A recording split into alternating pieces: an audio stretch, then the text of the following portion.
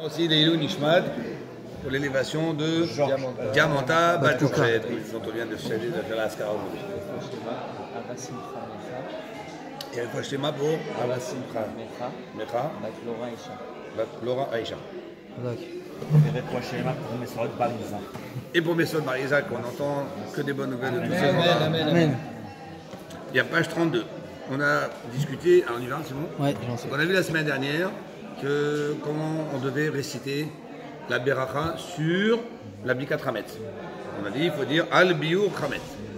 Il nous a ordonné, au travers des sages, de faire la destruction du Ramet. Après, il y a eu une discussion. Pourquoi tu dis? Là, maintenant, on a fini cette discussion. Ça reste qu'on dit Al Biur Ramet.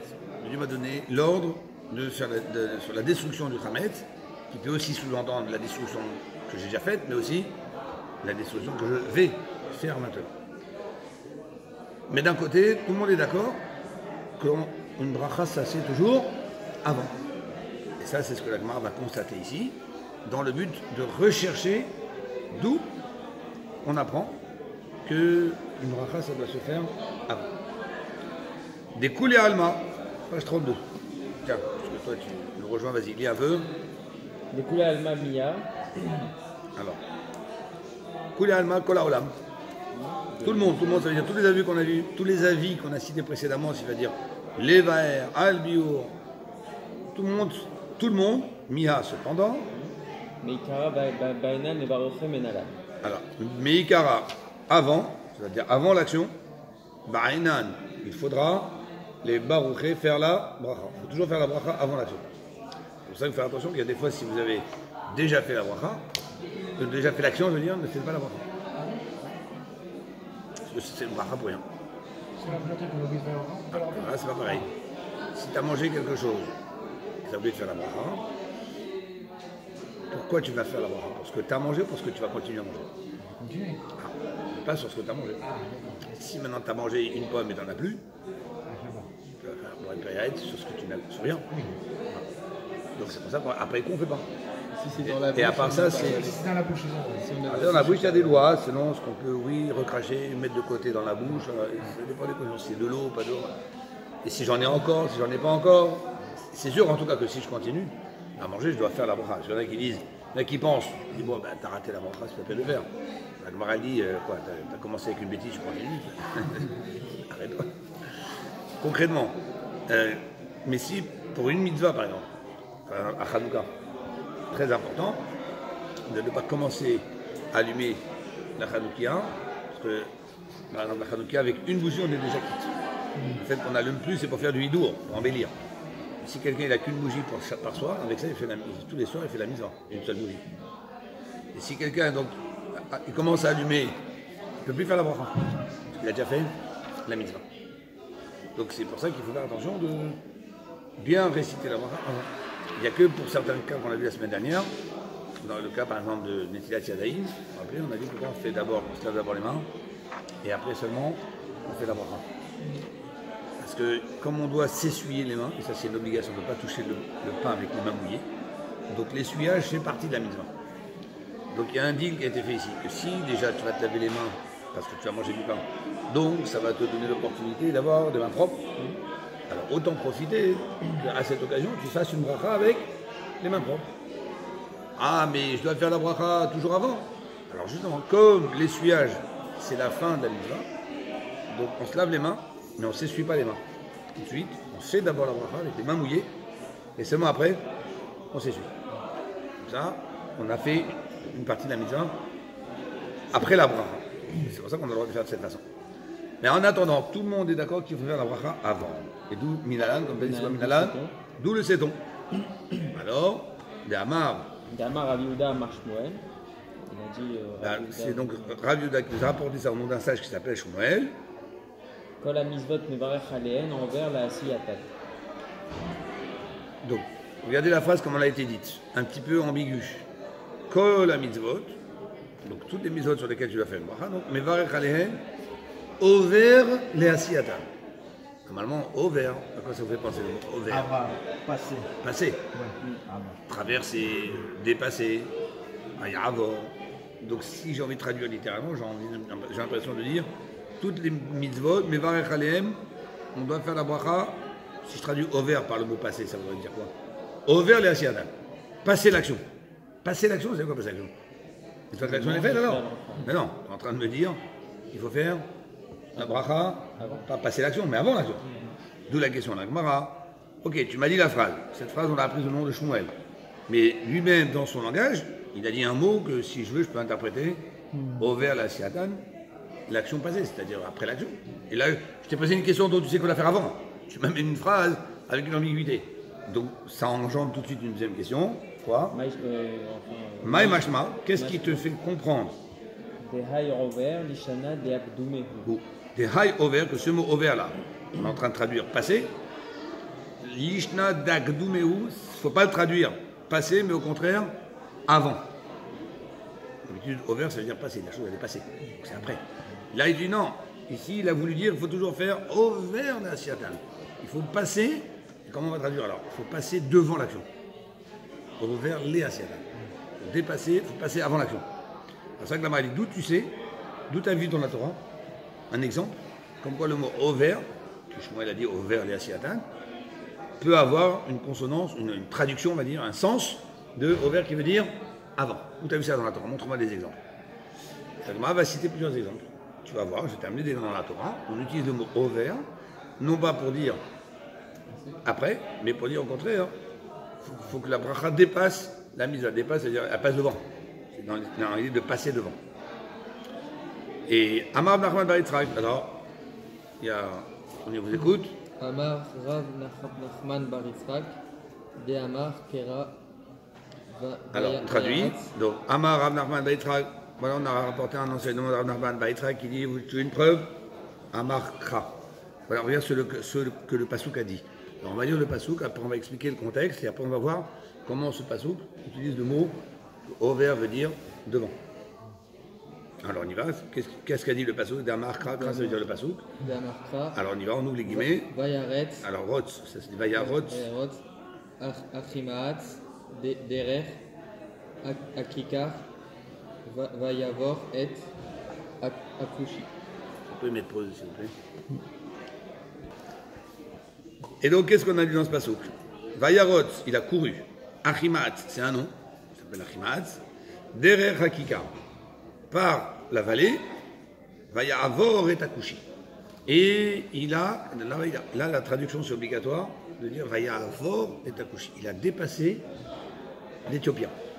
Alors de quoi il s'agit? On sait que David Ameler a beaucoup souffert dans sa vie. Il a été persécuté par le roi Shaoul, parce que le roi Shaoul a perdu la royauté et il a su que c'est David qui a été à sa place, donc il a essayé de le tuer parce que Shaoul il avait un fils et voulait que ce soit son fils qui prenne la royauté.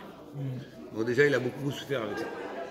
Et même une fois que Shaoul est parti, que finalement David a été nommé roi à sa place, David a eu des enfants, dont un qui s'appelle Avshalom. Et Avshalom s'est rebellé contre David. Au point même qu'il a organisé des troupes armées et il est venu vers Yerushalayim pour détrôner son père. David a dû s'enfuir. On raconté comme ça dans le Tanakh, dans la Bible. Il a dû s'enfuir avec ceux qui sont restés fidèles avec lui. Il a dû s'enfuir dans le sud d'Eretz Israël.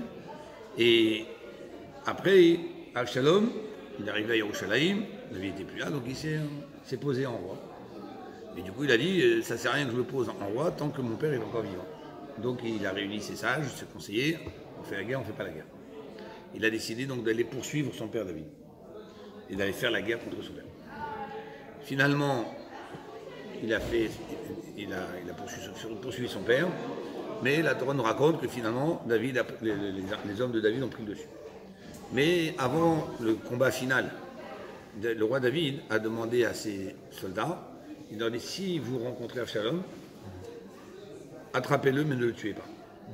Mais ceux qui étaient voués coréens pour le roi David, ils voulaient mourir à Avshalom. Pour eux, dès qu'ils auront l'occasion d'avoir sous la main, il va les tuer. Donc David Améler, il a prévenu. Il a prévenu, ne le tuez pas. Finalement, la guerre a mal tourné pour Avshalom, et Avshalom avait une très très longue chevelure. La chevelure d'Avshalom est une chevelure exceptionnelle. Et à un moment, il est parti sur un mulet, il a commencé à s'enfuir, et il est passé sous un arbre, avec les cheveux dans l'air, et hop, ses cheveux se sont attrapés aux branches de l'arbre. Donc le mulet, il a continué, et lui s'est retrouvé pendu dans l'air avec ses cheveux. Donc, il aurait pu penser qu'avec l'arme qu'il avait sur lui, de couper ses cheveux et se libérer. Mais c'est Akadosh Baruch Hu qui lui a, d'après les commentateurs, c'est Akadosh Baruch Hu qui lui a bouché un peu l'esprit, et dans la panique, il n'a pas pensé. Finalement, il y a des soldats de David qui sont venus, et ils l'ont tué. Et quand il est mort, il y a un des chefs d'armée de David qui a dit il faut annoncer à David qu'il est mort. Et il a envoyé un Kouchi, c'était un Éthiopien qui était dans l'armée. Et à un moment, il y a Achimaatz qui a dit non, pour moi c'est une joie, pour moi c'est une bonne nouvelle. Enfin, on a libéré notre roi de ce fils rebelle. Et donc, il a dit je vais moi annoncer au roi. Et en fait, on ne voulait pas au début que ce soit un des proches de David qui annonce, parce que c'est une nouvelle qui est difficile. D'annoncer un roi une nouvelle difficile, c'est jamais porteur de bénédiction, on va dire. Et là, on nous dit justement que Achimaatz a dit non, moi je vais aller. Moi, prendre le mérite d'annoncer à David qu'on a débarrassé de ses ennemis. C'est pour ça que le passage qui dit Vayarot Achimaatz, c'est lui qui a décidé d'aller prendre les devants. Derrière Hakikar, Vayavor et Akushi. Il a donc dépassé le Kushi dans sa course. Donc, qu'est-ce qu'on a là-bas? Over ne veut pas dire passer dans le sens après, mais ici veut dire au contraire passer devant. Donc quand on dit over les asiatan dans la phrase de Shmuel, quand il a dit qu'il faut faire des brachot over les asiatan, la bracha doit passer devant en fait. Il doit dépasser la chose. Elle doit passer devant la chose. Oui. Et Avshalom, c'est le fils de David, c'est ça? Il a un prénom prédestiné, on va dire, presque prophétique. C'est-à-dire que la paix est liée au père. Donc, en l'occurrence, là, il est en guerre contre son père, mais c'est étonnant son prénom comme ça, Avshalom. Oui, mais bon, d'après certains commentateurs, c'est que la mère d'Avshalom était une Yefatoa, c'est-à-dire une femme captive, que la Torah permet dans la Parashat Kitetse, et que si tu verras parmi les captives une belle femme, alors il y a tout un système à faire pour pouvoir la rendre autorisée au mariage. Mais la Torah dit, je l'autorise parce que je sais que tu résisteras pas à mon interdiction, mais la juxtaposition des sujets qui vont suivre après, la Torah parle après d'un homme qui a deux femmes, une qu'il aime, une qu'il déteste. Après, en troisième, la Torah parle d'un homme qui va avoir un enfant qui se rebelle contre lui. Dit, la juxtaposition des sujets montre de cette femme-là, voilà ce qu'il va faire. Alors, pourquoi David, qui était un grand érudit, ne savait pas ça? Il savait ça aussi. Mais il y a toute une calcul spirituel qui savait que. Mais après, Avshalom était une âme très spéciale. Et David Amer savait qu'il devait le faire descendre sur terre, cette âme. Après, malheureusement, c'est comme Esav. Esav aussi, c'était une âme très spéciale. Et seulement avec son libre arbitre, Esav, il a choisi de mal tourner. Et Rav, pardon, là, si on montre qu'on a plusieurs pasouks qui viennent montrer que le mot over, il veut dire avant et pas après, ça suffirait pas comme preuve, parce qu'il y a peut-être aussi d'autres pasouks, d'autres psukim, où on voit que over, il veut vraiment dire après. Allez-y. Bon, le principal, c'est pas d'aller démontrer qu'il y en existe d'autres. Nous, ce qu'on veut simplement, c'est être sûr que quand on a dit ici over les asiatan, on est d'abord surpris de prime abord par la traduction qu'on nous donnait qui veut dire passer l'action.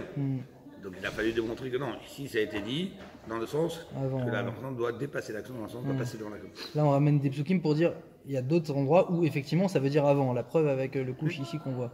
Mais ça ne suffit pas pour une preuve, ça veut juste dire qu'on a le droit d'avoir un doute. Mais si maintenant dans la Torah il y a tout le temps le mot over qui veut dire avant, c'est bon, on a nos preuves. Mais dès l'instant où il y a les deux. Mais attention, n'oublions pas qu'on n'a pas tiré une preuve de la Torah comme quoi il faut faire la bracha avant. La bracha qu'on doit la faire avant, ça c'est Shmuel qui nous le dit. Simplement, nous, on essaie de comprendre où tu vois dans le mot over que ça veut dire avant. Ça peut vouloir dire avant en l'occurrence. Oui, mais aussi. Grâce au psukim. Mais on n'est pas sûr à la fin des psukim que. Si, on est sûr que le mot over peut vouloir dire ça. Et on sait que Shmuel, lorsqu'il a dit cette phrase, c'était dans le sens de dire avant. Nous, ce qu'on voulait, c'est ne plus être gêné du mot over qui, pour nous, avait une consonance de quelque chose qui était toujours après. Non, t'inquiète pas, le mot over, il peut aussi. Qu'est-ce que dit la halakha pour un fils, le Haléno rebelle contre son père? Et est-ce que David a tenu rigueur à son fils ou il lui a pardonné? Non, il a toujours pardonné à son fils. Voilà. David a toujours pardonné à son fils. D'ailleurs, c'est pour ça qu'il ne l'est pas contu. Voilà, et dans l'autre cas, Avshalom, il voulait avoir son père captif sain et sauf, ou bien le... Non. Hein? Pour lui, tant que son père était vivant, il était comme si c'était un problème pour sa royauté personnelle. Abaye Amar, preuve suivante. Allez, Yitzhak. Page 33. Abaye dit, moi j'ai une preuve, une autre preuve, c'est celle qu'on trouve avec Yaakov Avinu. Quand Yaakov Avinu est rentré de chez Laban et qu'il est revenu en Israël et il devait rencontrer son frère Esav. À un moment, il est écrit que pour se préparer à la rencontre de Esav, il a séparé son camp en deux et après, il a mis tous ses enfants et ses femmes, etc., dans un autre camp et il est passé devant. Tu vois que la notion de Ava, c'est pas toujours dans l'idée d'être derrière, après. Ava l'ifnehem, on utilise aussi pour dire passer devant. Il a mis une autre preuve, vas-y, et si tu veux, je peux encore te donner une autre preuve. Mais Acha, c'est quoi Miacha? De ici, je t'amène une preuve d'ici. Bachem Berosham. Là, c'est un passage qui parle de la vie de Mashiach, où Akadosh Baruch Hu dit que le Mashiach c'est comme un roi, donc c'est ce qu'on appelle Melech Mashiach. Ya'avor Malkam Lifnehem. Leur roi passera devant eux, Hachem Berosham, et Dieu sera à leur tête pour aller vers Yerushalayim et écarter tous les ennemis. Stop. Là, on a fini les preuves. On a amené donc finalement 3 preuves, comme quoi le mot over peut vouloir dire aussi pas seulement après, mais passer devant. Maintenant, la Gemara dit, ok, ça c'est pour toutes les mitzvot. Toujours la bracha avant. Et là, la Gemara dit, ben tiens, puisqu'on parle de cette règle de faire les brachot avant, regarde ce qu'ils disent dans les yeshivas de Rav. Alors, Berav, Amré. Dans les yeshivas de Rav, ils disent Veshofar. Toutes les brachot, on doit faire avant. On l'a prouvé. Que le mot over veut dire, etc. Mais dans la yeshiva de Rav, ils disent, attention, il y a des exceptions. La tvila, lorsque quelqu'un se trempe au mikvé, ça peut être soit une femme qui se trempe au mikvé, ça soit peut-être à l'époque du Beth Amikdash, lorsqu'un homme était impur. Avant de pouvoir rentrer au Beth Amikdash ou manger quelque chose de sacré, il fallait qu'il se purifie, c'était une obligation. Faire rachatz, bamaim et bessaro, il se lavera sa chair dans l'eau, c'est une expression qui veut dire se tromper au mikvé. Donc c'est une mitzvah de se tremper au mikvé. À l'époque du Beth Amikdash, c'est une mitzvah. Aujourd'hui, c'est pas une mitzvah de la Torah, mais se tremper dans un mikvé, c'est une façon d'amener une pureté supplémentaire, mais à l'époque c'était également une obligation. Dans certains cas d'impureté, il fallait se tremper au mikvé. Et pareil, donc soit une femme pour Nida, j'ai dit, ou soit un homme qui va se purifier, il y a une bracha à faire. C'est un ordre de la Torah. Et là, qu'est-ce qu'ils disent dans la yeshiva de Rav? Berav, chez Rav, c'est dans la yeshiva de Rav, ils disent, c'est vrai qu'on doit faire une bracha toujours avant, chutz, mais à l'exception de la tevila. À l'exception du moment où on va se tremper au mikvé. Là, tu es obligé d'abord de te tremper, après tu fais la bracha. Et en plus, qu'est-ce qu'il rajoute d'après cet enseignement de Rav? Les chauffards. Et le chauffard aussi. Aujourd'hui, quand on se trempe, on fait une belacha. Ce que j'ai dit, aujourd'hui, si on se trempe, c'est pas à titre d'une obligation de la Torah. Non, on se trempe. Mais est-ce qu'on fait la belacha en sortant de... Ni avant, ni après. Voilà, c'est ça. Ce que je dis, parce qu'aujourd'hui, quand on se trempe, c'est un plus de pureté, mais c'est pas pour répondre à une obligation de la Torah. Oui, mais à l'époque, ça se faisait avant la bracha ou après? Dans la yeshiva de Rav, ils disent après. Ils disent en même temps le chauffard après. Et le chauffard aussi. Alors, on va voir. La Gemara, tout de suite, elle intervient. Elle regarde. Bishlama tevila. Deakate gavrala hazi. Donc la Gemara dit Bishlama. C'est quoi Slama en arabe? Slama, c'est-à-dire ça va bien. Oui. Ouais. Donc Bishlama, ça va bien, c'est-à-dire je comprends bien. Tvila, pour le fait de se tremper, que tu me dis qu'il faille de réciter la bracha après. À quoi on pense? On pense par exemple à un converti. Il doit faire aussi une bracha. Il est pas chayav. Mais il ne peut pas faire la bracha avant de se tremper, parce qu'il ne va devenir juif qu'une fois il va se tremper. Donc quelle bracha il va faire? Il va venir chercher les chanots et Tsivanou, il n'est pas vu. Donc c'est obligé de le faire après. Donc je veux bien que pour la tvila par exemple, d'un converti, ok, et du fait qu'on le fait pour le converti, donc il y a un Tosfot qui va expliquer qu'on a après généralisé pour ne plus qu'il y ait d'erreurs chez les gens, là tu fais avant, là tu fais après, donc là tu fais après. Il est où le mot qui veut dire converti ici? C'est dans Rashi, il en parle. Ah, d'accord. Oui. Et là, chauffard, maï, tama. Ou bien par exemple, prenons le cas de quelqu'un d'autre qui doit se tremper, mais on va dire un juif, mais qui a une impureté qui l'oblige à se tremper. Le cas le plus fréquent dans la Torah, enfin, le cas qu'on cite le plus souvent, c'est quelqu'un qui a un incident nocturne, qui a une perte séminale pendant la nuit. Voilà, il se retrouve qu'il a une perte séminale. Donc, à sourd, pour quelqu'un qui a sur lui cette semence impure, il n'a pas le droit d'apprendre la Torah, il n'a pas le droit de réciter le nom de Dieu, c'est une impureté qui le bloque. Donc si il va pour se tremper, tu lui demandes de faire la bracha avant de se tremper, mais il ne peut pas, parce qu'il n'est pas apte à faire la bracha à cause de cette impureté qu'il a sur lui. Ok. Donc la Gemara dit, je veux bien. Je comprends pourquoi là-dessus, on est obligé de procéder de cette façon. Mais chauffard, Baïtarma. Et chauffard, pourquoi? Qu'est-ce qui bloque la personne de faire la bracha avant? Tu vis là, tu m'as expliqué. Mais le chauffard, non? C'est parti.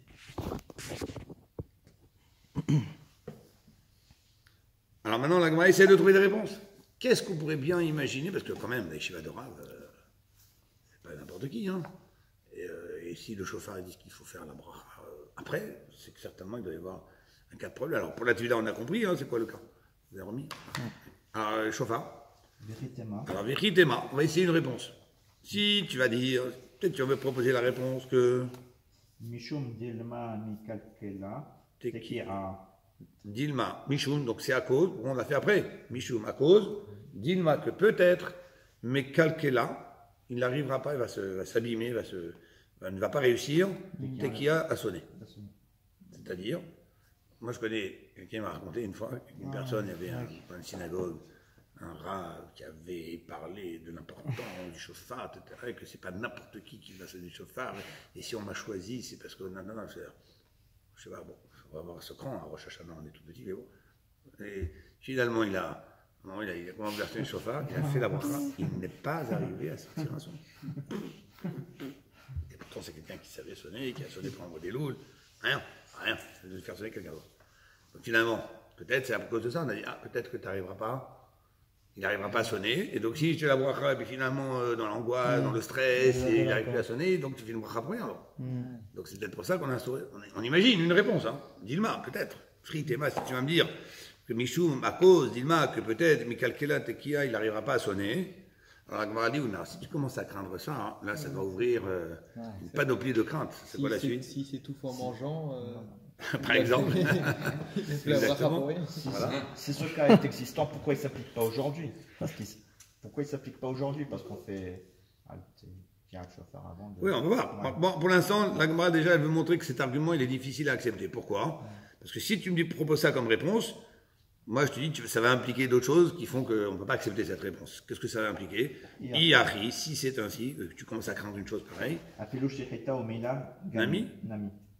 Shrita, quelqu'un fait la bracha à Shrita, peut-être qu'il va la rater la Shrita, ça peut arriver. Mais des fois, il choquette, il rate la Shrita.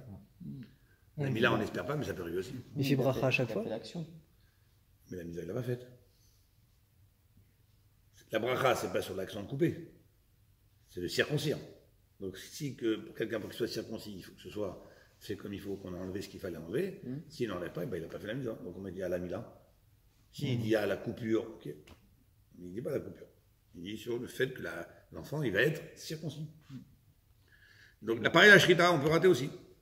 La Mila, ça peut se rater. Hein. Moi, je connais des moalim, ils m'ont raconté, c'est comme, chez eux comme un défaut, mais quand des fois, ils vont au mikvé avec d'autres machins, c'est comme ça. Un moël, c'est son métier, il vit avec ça. Et il m'a dit, il y a des gens qu'il a renvoyés chez des rabbanim pour leur vérifier la Mila, qu'elle avait mal été faite. Oui. Il n'était pas circoncis, comme il faut. Alors on va dire, Bédi Aval, machin, mais il fallait intervenir en fait. Il a eu ça. Oui. Bon, encore une fois, pour le prendre comme un malade. Mais bon, dans la Torah aussi, c'est son métier, c'est comme un médecin. Quand un médecin, il vous regarde. Quand un médecin, il vous regarde. Il regarde la personne médicale. D'ailleurs, une fois, j'ai posé la question à quelqu'un chez qui on va, pour quand les gens ils ont des problèmes un peu d'ordre psychologique, il doit aider, machin. Je sais comment ils peuvent se marier, parce qu'ils analysent une personne, ils font le scan d'une personne, ils disent comme ça, ils parlent comme ça, avec qui ils vont se marier? Chaque personne, on va leur proposer, ils vont le scanner, ils vont dire, impossible. Bon, c'est comme ça, c'est... Donc il ne faut pas le prendre mal, il faut dire que voilà, c'est dans la pureté. Et donc, ça se peut que la Mila, elle ne va pas être comme il faut aussi. Donc, et même, imaginons que le moine, il sait qu'il a raté quelque chose, il peut après réintervenir. Mais en attendant, la bracha qu'il a faite, elle n'est pas bonne. Bon, il y a des cas, il faut arranger, c'est cachère quand même, mais il faut quand même arranger. Et il y a des fois où c'est pas cachère du tout, il est obligé de On peut réintervenir. extrapoler ça au cas des mezuzot aussi. Quelqu'un qui pose une mezouza mais qui n'est pas cachère. On peut. Ah oui, évidemment. Ouais. Bon, mais là, il y a une autre idée qui rentre en jeu, c'est que une mezouza, a priori, elle est cachère. Bon, mais juste que si je reste sur cet a priori, donc du coup, je la vérifie jamais. Ouais. Parce que, bah non, a priori, elle est cachère. C'est comme le tzitzit. Le tzitzit qu'on doit vérifier avant de mettre le talit, pardon, avant de mettre le talit le Shabbat, au matin quand on prie. Tzitzit, on dit c'est les initiales de Tzadik, Yivdok, Tzitzito, Yom Tamid. Un Tzadik, il vérifiera ses franges, Une Yom fois par Tamid, jour. chaque jour, constamment. Pourquoi? Parce que, imaginons, je les vérifie un jour, ils sont bien. Le lendemain, pourquoi je dois aller imaginer qu'ils sont plus bien? Bon, ok, et le surlendemain? Et le surlendemain? Alors, tant que je n'ai pas un événement où je vais vraiment me poser la question, ah, j'ai vu un gosse qui a tiré dessus, machin, ok, mais tant que mon talit, moi, je le plie, je le remets. Donc, enfin, je le vérifie jamais. Mais ça se peut quand même que les fils se sont défaits, que je ne me suis pas aperçu, que j'ai coincé mon truc dans une chaise, ça a cassé un morceau dessus, je ne m'en suis pas aperçu. Il faut vérifier. Donc, ce qui veut dire que la mezouza, normalement, on n'est pas obligé de la vérifier. Mais par précaution. On sait qu'elle peut s'abîmer avec, surtout aujourd'hui, avec la pollution, l'air d'ici dans lequel on vit, ça peut s'abîmer. Donc, mais a priori, elle est cachère. Donc, c'est pour ça qu'au moment où je fais la mezouza, d'abord, j'essaie d'acheter une mezouza chez un bon magasin, quoi, enfin, un bon revendeur sérieux, donc avec toutes les présomptions comme quoi elle est cachère. Donc, je n'ai pas à craindre là, de dire, non, là, il faut craindre que peut-être. C'est lointain comme crainte. Mais par contre, de rater une shrita, ça, c'est des choses qui peuvent arriver. C'est pas, ok, c'est pas toutes les shritas qu'on rate, mais heureusement. Mais c'est quand même des choses qu'on sait que ça arrive. Pourtant, quand on fait à ma pile avant de dormir, quand on dépasse, je crois, Khatsat Laïla, on ne dit pas le nom de Dieu, parce qu'il y a un avis qui dit que ça serait une prière en vain, parce que peut-être qu'on ne va pas s'endormir. Et pourtant, là, on est en train de dire, si on rentre dans ce cas-là, on va extrapoler, etc. Sous-entendu qu'on ne va pas retenir cet avis-là. Mais pourquoi pour Amapil, on ne pense pas de la même façon de dire, c'est pas les Vatala, on peut dire Amapil. Parce que là aussi, c'est quelque chose de fréquent, que quelqu'un peut avoir d'insomnie, ne pas s'endormir. Pas une chose qui est absolument rare. Contrairement à la shrita qu'on rate, a priori. Oui. Et en tout cas, ça veut dire que c'est une chose qu'on doit craindre, même le chauffard. Si je dois mettre dans la même fréquence combien de fois quelqu'un qui se prépare à se donner du chauffard et combien de fois quelqu'un qui se prépare à faire la shrita, un il va rater le chauffard et l'autre va rater on peut avoir la même. C'est pour ça que je dis, si tu dis que pour le chauffard, l'idée qu'on essaie de développer, c'est de dire peut-être parce qu'il va pas arriver à sonner. Si déjà tu as peur de ces quelques cas qui peuvent arriver, donc dans ces quelques cas, tu peux aussi. Vous parlez d'un mapil, les gens ils peuvent ne pas s'endormir. C'est pour ça qu'on peut faire. Alors, le fait qu'on ne peut pas le dire après Khatsot, ça change quoi? Si vous me dites que j'ai peur de ne pas m'endormir, et si on est avant Khatsot et que je ne m'endors pas. Oui, c'est pour ça aussi je comprends pas pourquoi. Et surtout qu'on a plus de chances de s'endormir après Khatsot qu'avant. D'abord, c'est un avis, mais la majorité des avis. À partir du moment où on a fait un mapil, on s'est allongé, on est resté une heure, on n'a pas réussi à dormir, on peut se lever et la bracha n'est pas pour rien. Quelqu'un qui veut faire une mitzvah vraiment pousser à l'extrême, l'embellir, les adhères, etc. Est-ce qu'il choisit la facilité, il vérifie ses mezuzot au bout de quelques années de placement, ou bien il choisit la facilité, il achète une nouvelle. Et qui dit que la nouvelle sera mieux? Ouais, c'est ça. Alors qu'est-ce qu'on fait? Vérifier, c'est très bien. On vérifie. Très bien. Donc finalement, si vous commencez à craindre le raté, et que c'est pour ça qu'il faut faire la bracha après, il y a plein de fois où plein d'autres mitzvot, tu devras faire la bracha après de peur du raté. Qu'est-ce qu'elle termine avec Mara? Allez-y, fais tout. Et là, oui, allez. Et là, allez, continue, allez. Et là, Rav Hizda. Donc Rav Hizda, il a dit stop, arrêtez tout. Il y a une erreur dans la transmission de ce que vous avez entendu. Chutz Minat Tevila Bilvad. Quand Rav, ils ont dit Chutz, qu'on doit faire les brachot après, on doit faire toujours les brachot avant, à l'exception que la Tevila. Chauffard, c'est une erreur. Il faut enlever ça. Mais comment on a pu faire une Mais lui, il est venu après. Dans la discussion avec les sages, j'ai dit, mais moi aussi j'étais là, j'étais dans les Shiva de Rav, j'ai entendu ça. Mais comment ils ont pu ramener un avis Ben, malheureusement, la transmission orale, non, plein de fois, il y a des corrections comme ça. Pourquoi la Gemara, justement, on a fait la Gemara, on l'a mise par écrit? Parce qu'on a réuni tous les sages, et on a dit, qu'est-ce que tu as entendu? Ah bon, donc tu n'as pas entendu comme ça, oui. Mais pourquoi, si on voit une erreur comme ça, entre guillemets, un risque qui a été corrigé, qui nous dit qu'il y a des endroits où tu ça n'a pas été corrigé? Là, on voit qu'ils arrivent, ils disent non, j'étais là aussi, il n'y a pas le chauffard. C'est quand même une erreur grosse. S'ils n'étaient pas arrivés, on aurait eu une halakha un peu bizarre, voilà. Oui. Qui nous dit que les autres endroits, on est sûr que c'est bon. Parce que là, on n'a pas trouvé de raison valable pour le chauffard. Ah, c'était pas logique, de toute façon, c'était pas. Oui, donc ça n'a fait que confirmer qu'il y avait une erreur. Ouais. Parce que le risque est trop faible, c'est ça? Que le gars qui dit. Non, oui, la bracha et qui non, dit parce qu'on derrière, enfin, là. pas parce qu'il est trop faible. C'est parce qu'on ne considère pas ce risque.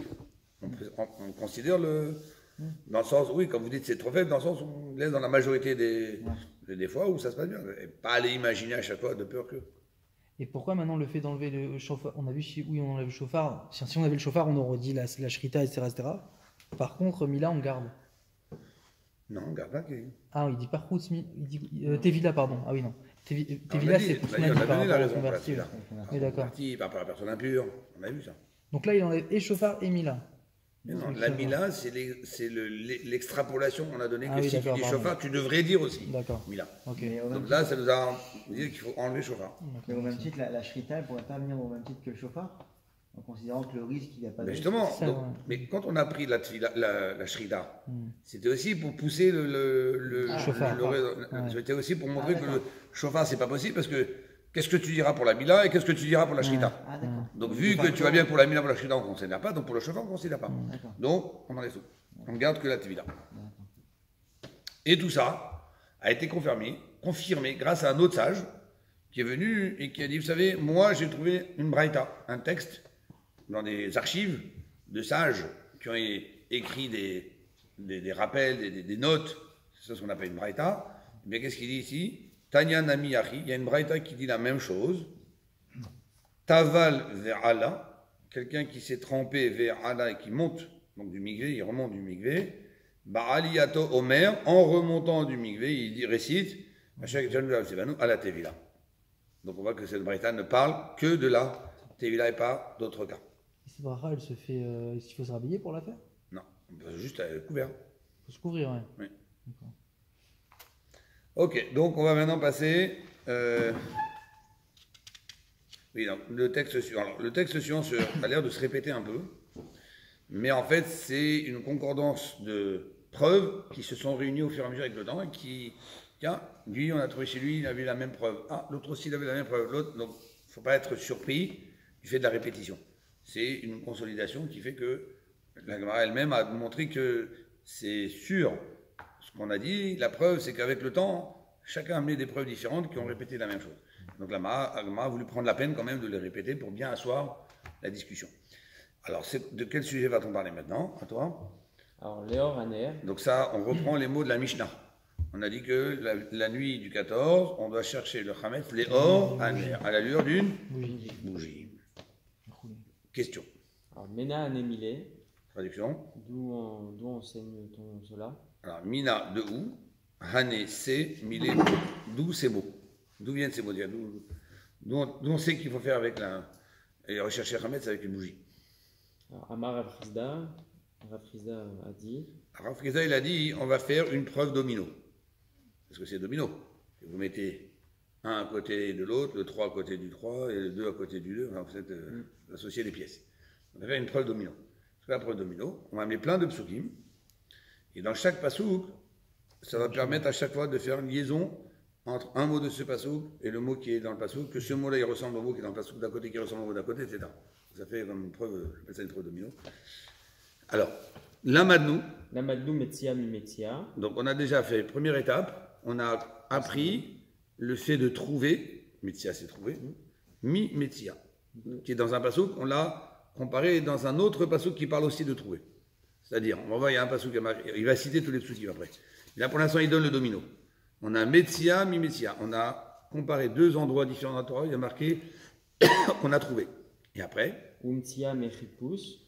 après, on a vu un autre pasouk dans lequel il y a marqué qu'il a fouillé et il a trouvé. Donc, De là, j'apprends qu'il faut, pour trouver, il faut fouiller. Vechipus, mechipus. Et j'ai trouvé un autre verset qui montre comment, en fouillant, j'ai trouvé, dans un autre verset qui parle aussi que j'ai trouvé quelque chose en fouillant. Vechipus, Vechipus minerot. minérot. Et j'ai trouvé un autre verset qui me dit que comment on a fouillé avec des nérotes, avec des bougies. Et Venerot miner. finalement, j'ai un autre verset qui me dit, qui m'apprend comment que les nérotes dont on parle, en fait, c'est un nerf, c'est-à-dire, quand on dit un nerf dans le Talmud, c'est soit une bougie en cire, mais avec une seule mèche, ou soit une fiole, comme ils avaient à l'époque les fioles d'huile, mais qu'avec une seule mèche. On n'a pas le droit de prendre, des fois pour donner plus de lumière, ils avaient des ronds comme ça, c'était des bols où on mettait de l'huile, et ils mettaient plusieurs mèches qui sortaient, des fois il y avait des petits becs, différents becs comme ça. Et après on mettait un couvercle par-dessus, pour ne pas que les flammes se rapprochent et que ça fasse un grand feu. Donc on mettait un couvercle par-dessus, ce qui fait que c'était un seul bol, mais avec plusieurs mèches. Et donc c'était un projecteur. C'était une lumière avec plusieurs mèches. C'est top de lumière. Et donc, et on va voir on va finalement voir qu'il faut chercher avec une bougie de toute cette démonstration. Et c'est parti pour la démonstration. On y va. Alors, Metzia mi Metzia. J'ai comparé donc deux endroits où on parle de trouvailles. Regardez où ça. Ketivacha. Alors, petit vacha, c'est écrit ici, parce qu'on parle du Hametz qu'on doit chercher. Qu'est-ce qui a marqué au sujet du Hametz ici? C'est dans un autre sujet. Alors, Shivrat Shamim, c'est Or Loïmase Bevatechem. Or, c'est Or Loïmatse Bevatechem, c'est-à-dire 7 jours.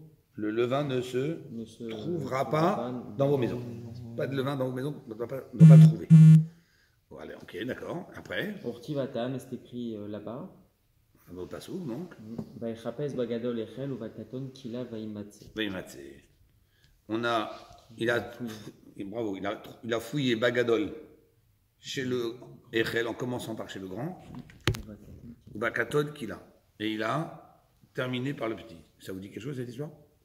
Qui est-ce qui a fouillé en commençant par le grand et il a trouvé chez le petit? Pour Binyamin, non? Khazak. Allez. Quand les frères sont tous venus en Égypte, la deuxième fois, avec Binyamin, parce que Yosef il avait demandé. Au moment où il a dit, ok, vous pouvez rentrer tous chez vous, il a rendu Shimon qu'il avait gardé en gage. Et il leur a dit, bon, vous pouvez partir. Mais qu'est-ce qu'il a fait Yosef? Discrètement, il a dit à un de ses enfants, qui était là au service, il a dit, va prendre ma coupe et va la cacher dans la sacoche du petit. Toi qui sont partis, tranquillement, il dit, maintenant tu vas leur courir derrière, et, bon, il était connivence avec lui, c'est vrai, tu vas leur dire pourquoi vous avez rendu le mal contre le bien, on vous a reçu, et vous, en échange, vous avez volé. Alors eux, ils ont dit, comment? Nous, des voleurs, ça va pas, non? Ouais. Alors, finalement, il savait que c'était lui qui l'avait caché dans la sacoche de Binyamin. Mais pour montrer qu'il ne savait pas où c'était, il a dit, bon, on va commencer par le plus grand. Donc c'est marqué ici que Vaïchapes Bagadol, il a fouillé chez le grand, Echel en commençant par lui, Bakaton qu'il a, il a terminé par le petit, et Vaimatse a été retrouvé là, la coupe, dans la sacoche de Binyamin. Vous avez ici quoi le mot Vaimatse? Qu'est-ce qu'il y avait dans le souk d'avant, au sujet du levain? C'est Shivat Yamim, c'est Orlo, Immatse Bevatechem. Vous voyez, il faut Immatse, Immatse. Donc, je fait d'avoir les deux formules, Immatse, Immatse. Donc, déjà, la Torah m'a dit, le levain, lo Immatse. Oh. Je vois un autre Vaimatse au sujet de la sacoche de Binyamin. Mais ce Vaimatse, par quoi il a commencé le pasouk? Vaïchapes. Que pour qu'il puisse le trouver, il a fallu d'abord qu'il fouille. Ok. Metzia, Michipus. D'idée. Donc, la Metzia, je la compare, c'est-à-dire la trouvaille, je la compare avec la fouille d'idée de lui-même, c'est-à-dire qu'il est dans le même pasouk. Ok. Chipus, minérot. Et je sais que avec quoi on doit fouiller? Avec des nérotes à l'appui. Pourquoi? Des ktiv. Donc, viendra un moment où je chercherai, je fouillerai, je chercherai, et Yerushalayim, Yerushalayim, c'est-à-dire les Juifs, Bénérot avec des bougies. Ce pasouk, il a plusieurs sens. Le premier sens, c'est que Akadosh Baruch Hu, il ira chercher chaque Juif au moment de la délivrance, il n'en abandonnera aucun. Aucun, même celui qui ne savait pas qu'il était Juif, il va tous les ramener. Ça veut dire, donc j'aurais cherché. Il y a une autre explication, c'est ce qui nous intéresse ici, c'est que quand viendra Mashiach, Akadosh Baruch Hu, il nous vérifiera nos actions, ce qu'on a fait, pour nous juger, mais avec quoi il va s'éclairer pour fouiller à l'intérieur de nous-mêmes? Avec des nérotes, pas avec des torches. C'est-à-dire pas avec des lumières qui vont dévoiler les moindres petits défauts, mais avec une lumière faible, on voit que les gros, pas les petits. Vénérote minère. Et nérote, donc c'est avec quel nerf, avec quelle bougie Dieu va s'éclairer pour voir les fautes? Ça, on l'apprend d'un autre pasouk. Comment? D'Ektiv, Ner Hashem. Nishmat Adam, Chopes Kol Chadre Vaten. Oh. Ner Hashem, quelle sera la lumière avec laquelle Dieu va se servir pour fouiller à l'intérieur de nous-mêmes? C'est Nishmat Adam. C'est l'âme de l'homme. Chopes, par laquelle Dieu va fouiller Kol Chadre Vaten, tous les recoins des entrailles. Oui, question? Pourquoi vous dites Yerushalayim, ça veut dire tous les juifs? Ça, c'est le sens qu'il faut apprendre dans le Tanakh, c'est Rashi qui le dit. Okay. Ils n'ont pas écrit Ish cette fois. Non. Mais c'est tous les juifs qui doivent revenir à Yerushalayim. Voilà. Et donc, regardez ce qu'a fait la Gemara. Tane Devi Rabbi Ishmael. Regardez ce qu'il a enseigné dans la yeshiva de Rabbi Ishmael, qui était justement une grande banque de données de Torah. Il va vous répéter la même chose. Oui, rapidement, que la nuit du 14, on va vérifier le Chametz avec le nerf. Même s'il n'y a pas de preuve claire, il y a quand même une base, une allusion. Chez Neymar, il ramène toute la même preuve. Il ramène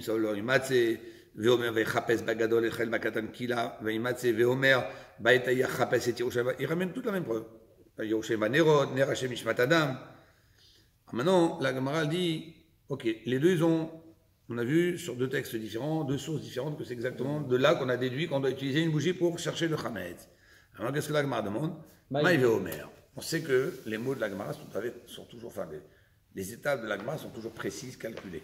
Donc si tu m'amènes 4 psukim, 5 psukim, 3 psukim, tout doit être précis, calculé, et si tu as eu besoin d'amener 4 ou si tu as besoin d'amener 5, c'est qu'il y a une nécessité dans chacun de ce que tu m'as amené.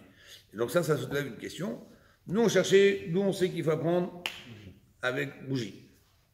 On aurait dû s'arrêter au dernier verset. Achapes et Yerushalayim benerot. Je chercherai les juifs avec des nérotes. Donc on fait le lien avec... Ner, ça suffit.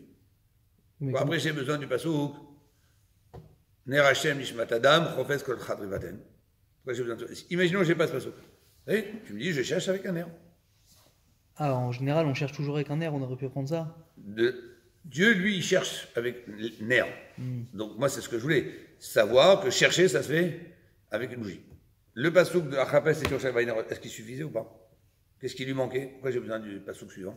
Ner Hashem Nishmat Adam, c'est ça la question de la Gemara. Maï Veomer, pourquoi j'ai encore un Veomer? C'est-à-dire, pourquoi j'ai une preuve de plus? Alors, c'est pour ça, qu'est-ce qu'elle répond? Vechitema Ay Baitaï. Kulaou. Peut-être qu'à ce moment-là, quand Dieu cherchera les Juifs avec les nérotes, Kulaou, c'est comme je vous ai expliqué, peut-être c'est une souplesse que Dieu aura avec nous. De quoi? De nous chercher avec une lumière faible, il ne va pas tout voir. Comme ça, il va nous pardonner plus facilement. Mais nous, dans le Chametz, on ne va pas chercher avec une lumière faible, au contraire. On va chercher avec une lumière forte, il faut trouver tout le Chametz. Donc toi, tu aurais pu penser que si je m'arrête au pasouk, Dieu va chercher les nérotes, donc maintenant c'est-à-dire une lumière faible. Et donc justement, donc ça ne suffit pas pour nous alors.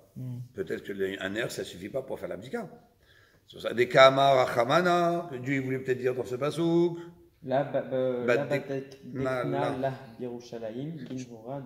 Je ne vais pas vérifier les fautes de Jérusalem des Juifs avec Nora Avuka, avec la lueur d'une torche qui va montrer les moindres défauts. Des nafish Nehora dont la lumière est très importante. Et là, Ben Moradish Raga, Raga c'est nerf. Donc je cherchais ces Juifs avec la lueur d'une bougie qui est plus faible.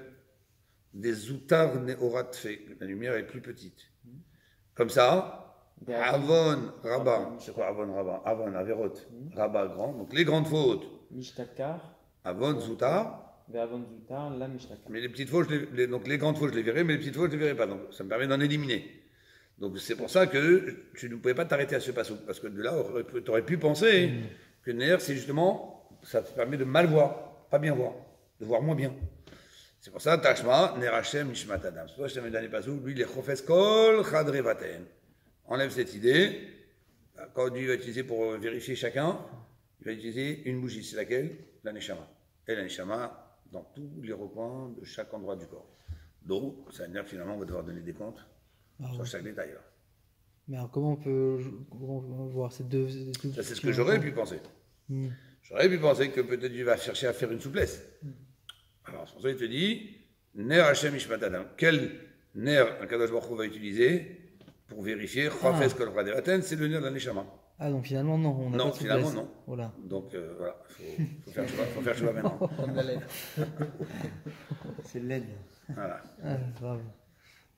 Allez, on va arrêter là parce qu'on a Ça vient à la essayé, croix, on s'est rattrapé un petit peu, mais on a fini.